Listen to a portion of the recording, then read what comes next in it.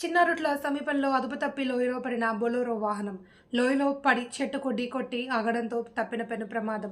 బొలోరోలో ప్రయాణిస్తున్న 15 మందికి స్వల్ప గాయాలు, సురక్షితం. కోడుమూరు పాలకుర్తి గ్రామానికి చెందిన యాత్రికులుగా గుర్తింపు. గాయాలైన క్షతగాత్రులను సుండిపెంట ప్రభుత్వ ఆసుపత్రికి తరలించారు. మల్లన్న దర్శనార్థం శ్రీశైలంలో వస్తూ ఉండగా జరిగిన ఘటన.